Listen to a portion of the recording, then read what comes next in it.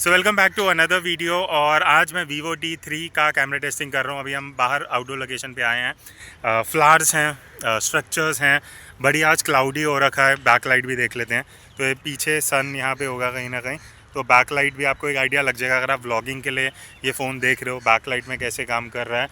Clouds आज बहुत सही हैं, तो काफ़ी बढ़िया सैंपल लेने वाले हैं। वीडियो में आगे चलते हैं। और हाँ, just to tell you 1080p में फ्रंट में वीडियो है। इस सभी रेंज में आजकल इस फ़ोन में 1080p ही मिलता है, तो कुछ अलग नहीं है। इसको मैं ये मैक्स है, मेरा आर्म पूरा स्ट्रेच आउट है, तो वीडियो शूट करते हुए इस तरीके से मैं जूम भी कर सकता हूँ अप टू 2x, और इस तरीके से इसको जूम आउट भी कर सकता हूँ 1x पे।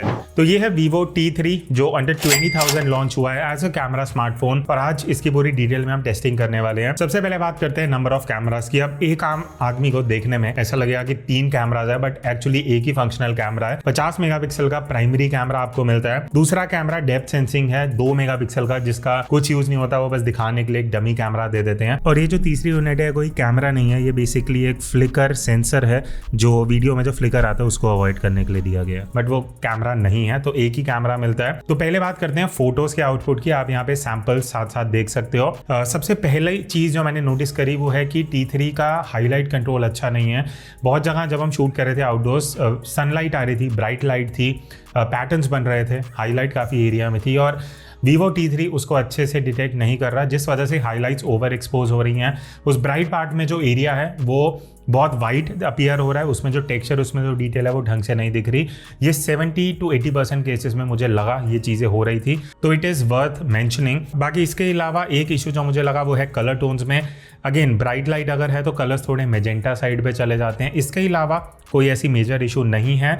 इसकी जो डिटेल है वो बहुत सही है। और Vivo आजकल जो पिछले 2-3 महीने में फ़ोन्स आ रहे हैं Vivo के, शैडोज़ में बहुत अच्छी डिटेल दे रहा है, जिस वजह से आपको डायनामिक रेंज देखने में अच्छी लगती है।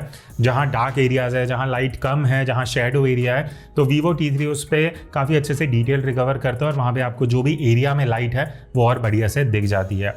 उसके अलावा फ़ोटोज़ थोड़ी शार्प हो रही हैं, थोड़ी ओवर शार्पन की तरफ जाती हैं, बट मेजॉरिटी लोग जो इस रेंज में फ़ोन ले रहे हैं उनको इससे कोई दिक्कत नहीं होगा। बट अगर आप थोड़ा सा जूम करके देखोगे शायद आपको लगे कि फ़ोटोज़ हल्की ओवर शार्पन्ड हैं। उसके अलावा सेंटर टू एज शार्पनेस इसकी काफ़ी बढ़िया है। एजेस में भी बढ़िया डिटेल है, ऐसा कोई इशू नहीं है एजेस को लेके। कलर्स की अगर मैं बात करूँ, कलर्स Vivo के इस बार थोड़े से ओवर सैचुरेटेड हैं, थोड़े वाइब्रेंट है, बट अगेन इस बजट में लोग यही एक्सपेक्ट करते हैं।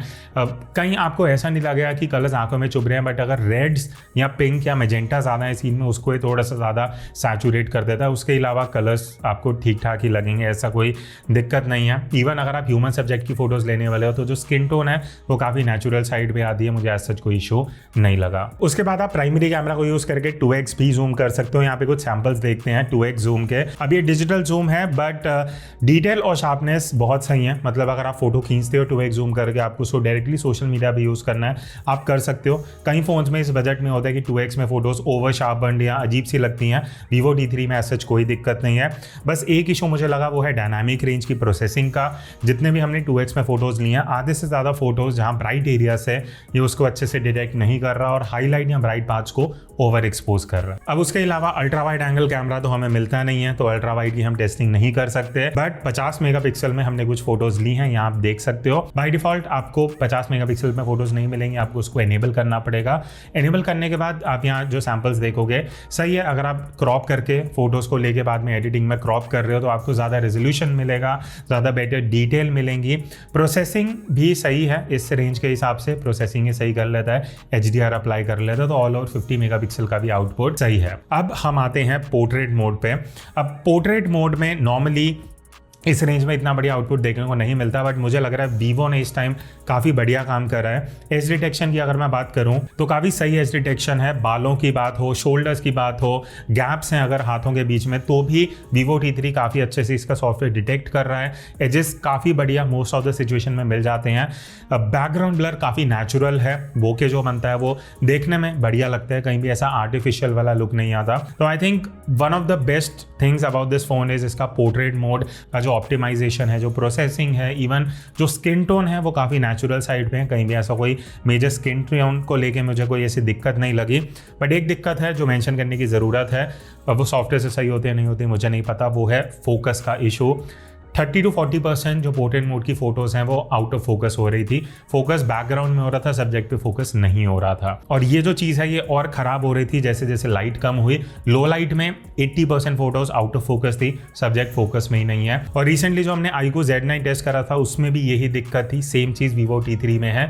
तो शायद सॉफ्टवेयर अपडेट से ये चीज़ सही हो सकती है, बट अगर फोकस में आती है तो बढ़िया पोर्ट्रेट आता है। और आप एक चीज़ अच्छी है कि पोर्ट्रेट मोड में 2x का ऑप्शन मिलता है, तो 2x में जाके आप पोर्ट्रेट फोटोज ले सकते हो। अब वहाँ पे बस मुझे लगा स्किन स्मूथनिंग ज़्यादा है, तो अगर आपको उससे दिक्कत नहीं है then it's fine. Otherwise 2x में अगर आप पोर्ट्रेट लोगे, एच डिटेक्शन अच्छा, ब्लर अच्छा है, बट स्किन थोड़ी ज़्यादा स्मूथ कर देता है। एंड इवन जो हाईलाइट का इशू मैंने आपको फोटोज में बताया था, पोर्ट्रेट मोड में भी 2x में है, जहाँ ब्राइट लाइट आती है तो वो उसको सही से मैनेज नहीं कर पाता।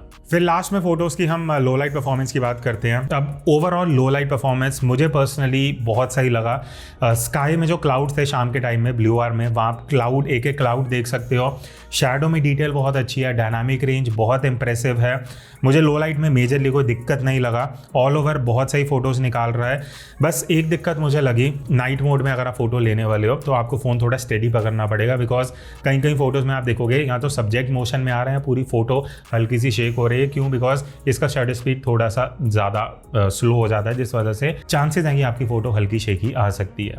2x में लो लाइट मुझे उतना बढ़िया नहीं लगा ऑनेस्टली। यहाँ पे आपको सैंपल देख सकते हो 2x जूम के, नॉइज़ बहुत ईजिली है, डिटेल उतनी बढ़िया नहीं है। तो अगर आप लो लाइट में फोटो लेने वाले हो, आई वुड सजेस्ट 1x में लेके बाद में हल्का क्रॉप कर सकते हो। तो अगर आप भी अपने मोबाइल कैमरा को यूज़ करके कुछ इस तरीके की प्रोफेशनल फोटोज लेना चाहते हो, मैं आपको हेल्प कर सकता हूँ, बिकॉज मैंने एक मोबाइल फोटोग्राफी कोर्स डिज़ाइन करा है, जो पिछले मैंने 12 सालों में जितना भी सीखा अबाउट फोटोग्राफी वो इस कोर्स में मैंने शेयर किया है। तो इस कोर्स में टोटल 19 वीडियोस हैं और ये 4 घंटे का कोर्स है, जहां आपको कॉम्पोजिशन, लाइटिंग, फ्रेमिंग टिप्स की, कैसे आपको कैमरा की सेटिंग यूज करनी है शार्प और क्लियर फोटोज लेने में, और कैसे आप डिफरेंट सिचुएशन में, चाहे वो ट्रैवल फोटोग्राफी हो, पोर्ट्रेट, लो लाइट, लैंडस्केप, हर एक सिचुएशन की जो टिप्स हैं वो मैंने इस कोर्स में शेयर की हैं। और टुवर्ड्स द एंड आपको ये सीखने को मिलेगा कि फोटोज को कैसे एडिट करना है, और जब आप इंस्टाग्राम पे अपलोड करते हो तो एज अ इन्फ्लुएंसर या कंटेंट क्रिएटर आपको क्या क्या चीजें ध्यान रखनी चाहिए। फिर चाहे आप एंड्रॉइड से फोटोज लेते हो या आईफोन से, ये जो कोर्स है ये दोनों यूजर्स के लिए है। और ये जो कोर्स है स्पेशली बिगिनर फोटोग्राफर्स के लिए डिजाइंड है। तो अगर आपको कुछ आइडिया नहीं है कि कैमरा सेटिंग्स कैसे यूज करनी है, फोटोग्राफी क्या होता है, मैं A to Z सारा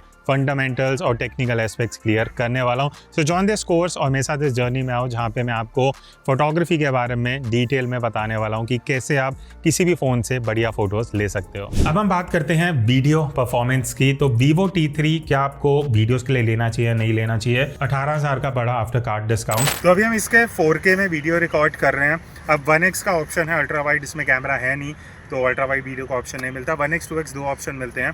अभी हम आउटडोर हैं, आप कलर्स देख सकते हो, सनलाइट मेरे एकदम सामने से आ रही है, हल्का सा क्लाउडी हो रखा है। बैकलाइट भी एक बार देख लेते हैं, बिकॉज क्लाउड्स बहुत अच्छे हैं। एंड अगर ये बैकलाइट में बढ़िया से क्लाउड्स को ले रहा है तो मतलब इसका डायनामिक रेंज अच्छा है। अभी धीरे धीरे सन बाहर आ रहा होगा क्लाउड से। तो हम आए हैं सुंदर नर्सरी, यहाँ पे कुछ सैंपल लेते हैं फ़ोटो वीडियो के, एंड आपको बेटर आइडिया होगा कि इसका कैमरा परफॉर्मेंस कैसा है। ये 4K वीडियो है एंड एक बार 1080p में भी एक सैंपल ले लेते हैं। तो अब हमने 1080p 60 fps पे शिफ्ट कर लिया है, just to give an idea. Obviously 4K better है, बट 1080p में आपको FPS बढ़िया मिल जाता है, 60 fps। तो अगर आपको 60 fps का लुक चाहिए और स्लोमो अचीव करना है तो आप 1080p पे जाके कर सकते हो, और ये 1080p का वीडियो क्वालिटी है। तो सैंपल आपने वीडियो के कुछ देखे अभी, जहाँ मैंने आपको बोलते हुए बताया, सब दिखाया। अब अगर मैं सबसे पहले फोकस की बात करूँ तो काफ़ी बढ़िया फोकस शिफ्ट है। अगर मैं मूव करते हुए भी शूट कर रहा हूँ तो ये बहुत ईजिली सब्जेक्ट को डिटेक्ट करता है और फोकस अच्छे से जो भी चीज़ पास आ रही है उस पर कर लेता है। तो फोकसिंग अच्छा है, ऐसा कोई दिक्कत नहीं है। बैकलाइट में भी आपने देखा होगा, मैंने शूट करते हुए मैं बैकलाइट में गया तो इसने काफ़ी अच्छे से एक्सपोजर कंट्रोल करा है। मेरे ऊपर अच्छे से लाइट आ रही है, कोई भी सब्जेक्ट जो बैकलाइट में उसके ऊपर ही अच्छे से बैकलाइट को रिकवर करेगा, शैडोज को रिकवर करेगा। हाईलाइट्स थोड़े से कॉम्प्रोमाइज हो सकते हैं, बट आपका सब्जेक्ट डार्क नहीं जाएगा। उसके अलावा एक्सपोजर शिफ्ट भी बहुत बढ़िया है। हम डार्क एरिया से ब्राइट एरिया में जब गए तो भी इसने काफ़ी अच्छे से एक्सपोजर को कंट्रोल कर लिया था। डायनामिक रेंज बहुत बढ़िया है, कलर्स काफ़ी सही है, ऐसा कोई मेजर दिक्कत नहीं है। तो अगर आप आउटडोर भी शूट करने वाले हो, दिन के टाइम, दोपहर के टाइम, इवन शाम के टाइम, तो कलर्स अच्छे आते हैं, हाईलाइट्स को, शैडोज को बढ़िया से कंट्रोल कर लेता है। तो इसमें ये पोर्ट्रेट वीडियो का भी ऑप्शन है, 1080p 24 fps मैक्सिमम आप शूट कर सकते हो, 24 सिनेमैटिक इफेक्ट के लिए दिया हुआ है। तो ये एज डिटेक्शन कैसा ले रहा है, ब्लर इफेक्ट कैसा है, आपको आइडिया लग जाएगा चश्मे के एज से ये कैसे डिटेक्ट कर रहा है। तो ये भी एक सही ऑप्शन है। 1080p is good. अब कई फ़ोन 720p देते हैं।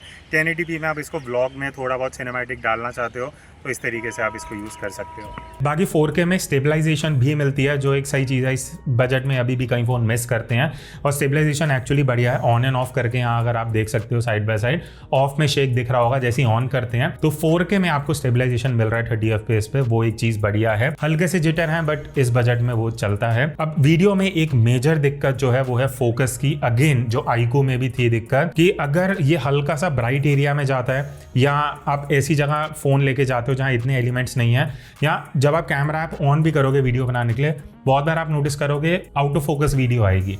अब ये क्यों हो रहा है I am not sure, because कई फुटेज में ऐसा हुआ है। आप यहाँ देख सकते हो बहुत वीडियो फुटेज स्टार्टिंग में 5-10 सेकंड आउट ऑफ फोकस है, फिर धीरे धीरे आके फोकस में आती हैं। तो ये एक मेजर इशू है, बिकॉज अगर आप बाहर शूट कर रहे हो वीडियो ब्राइट लाइट में, शायद आपको ना दिखे, घर आके आप रियलाइज करो कि बहुत बढ़िया मूवमेंट आउट ऑफ फोकस हो चुकी है। और अगर आप 2x में स्विच करते हो तो ये फोकस वाला इशू और ज़्यादा एम्पलीफाई होता है और ज़्यादा देखने को मिलेगा। बाकी 2x में वीडियो क्वालिटी ठीक ठाक है, इतनी कुछ बढ़िया नहीं है। तो आई वुड से आप हो सके तो 2x को यूज़ करना इग्नोर कर सकते हो, 1x में ले सकते हो, बट फोकस की दिक्कत है। बाकी अगर बात रही लो लाइट परफॉर्मेंस की, तो लो लाइट में मुझे काफ़ी बढ़िया आउटपुट लगा। काफ़ी अच्छे से ये हाईलाइट्स को मेंटेन करता है। शैडो में बढ़िया डिटेल दे रहा है, बिकॉज लो लाइट में अंधेरा जब होता है तो शैडो में डिटेल निकालना एक सबसे इंपॉर्टेंट चीज़ होती है, जो Vivo T3 काफ़ी अच्छे से कर लेता है।